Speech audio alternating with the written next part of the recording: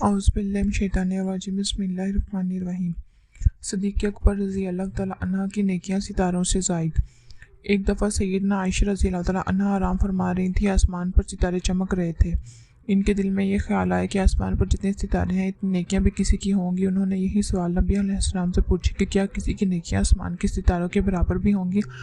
نبی علیہ السلام نے فرمایا ہاں، عمر کی ہوں گی۔ یہ سن کر حضرت عائشہ خاموش ہو گئی۔ پھر تھوڑی دیر کے بعد نبی علیہ السلام نے خود پوچھا، عائشہ تم سوچ رہی ہوگی کہ میرے والد کا نام نہیں لیا؟ کہنے لگی جی ہاں، بالکل یہی سوچ رہی تھی۔ کہ فرمایا عائشہ ان کی بات کیا سوچتی ہو؟ ان کی تو غار ثور میں گزری ہوئی ایک رات کی نیکیاں آسمان کے ستاروں سے بھی زیادہ ہیں۔ سبحان اللہ۔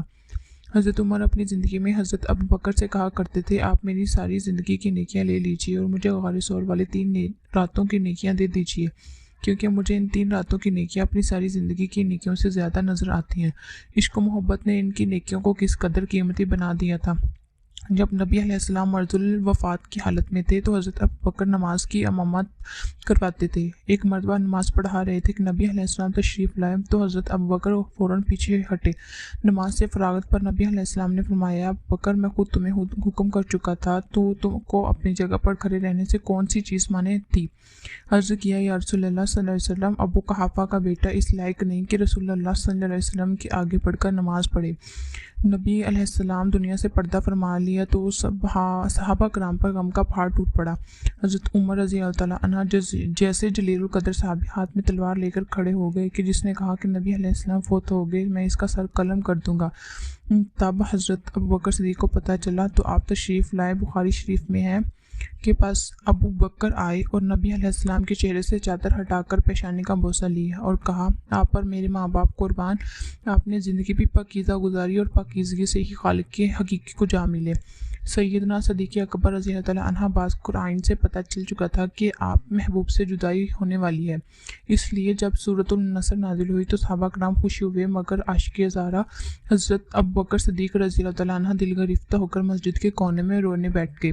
صحابہ کرام رضوان اللہ علیہم اجمعین نے کہا کہ لوگ فوج در فوج داخل ہوں گے تو یہ پیغام خوشی کا ہے؟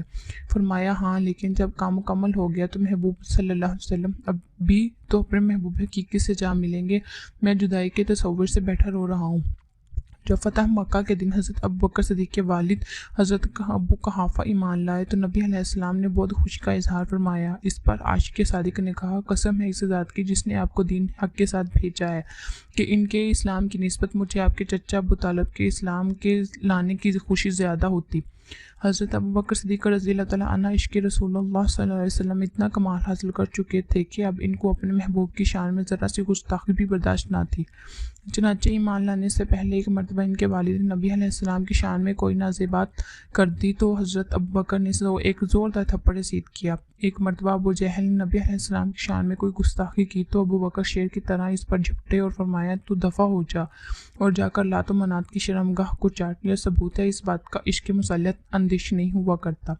جب نبی علیہ السلام نے پردہ فرما لیا تو اطراف مدینہ کے بعض قبائل دین اسلام سے پھر گئے۔ سیاسی حالات نے سنگینی اختیار کر لی۔ اکثر صحابہ کی رائے تھی کہ لشکر اسامہ کو واپس بلا لیا جائے، جس کو نبی علیہ السلام کیسر روم کے مقابلے میں روانہ کر چکے تھے۔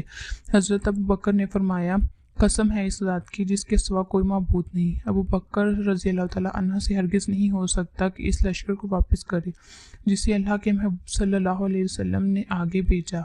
میں اس لشکر کو واپس ہرگز نہیں بلاؤں گا، اگرچہ مجھے یقین ہو کہ کتے ہماری ٹانگیں کھینچ کر لے جائیں گے۔ عشق کا فیصلہ عقل کے فیصلے سے متصادم تھا، لیکن دنیا نے دیکھا کہ خیر اسی میں تھی۔ سازشیں خود بخود دم توڑ گئیں، دشمنوں کے حوصلے پست ہو گئے، سیاسی حالات کی کایا پلٹ گئی، عشق ایک مرتبہ پھر جیت گیا۔ حضرت ابو بکر صدیق نے اپنی وفات سے چند گھنٹے پیشتر سیدنا حضرت عائشہ سے پوچھا کہ نبی علیہ السلام کی وفات کس دن ہوئی اور کتنے کپڑوں میں کفن دیا گیا؟ مقصد یہ تھا کہ مجھے بھی یوم وفات اور کفن دفن میں نبی علیہ السلام کی موافقت نصیب ہو۔ حیات میں تو مشابہت تھی ہی صحیح، ممات میں بھی مشابہت بہت مطلوب تھی۔ اللہ اللہ، یہ شوق اتنا ہے آخر تھے جو صدیق اکبر بلکہ عاشق اکبر۔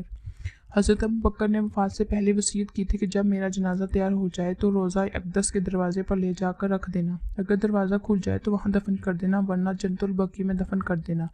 چنانچہ جب آپ کا جنازہ دروازے پر رکھا گیا تالا کھل گیا اور دروازہ بھی کھل گیا، اور ایک آواز پر صحابہ کرام نے سنی کہا، ایک دوست کو دوسرے کی طرف لے آؤ، جان ہی دے دم جگر نے آج پائی یار پہ، عمر بھر کی بے قراری کو قرار آ ہی گیا۔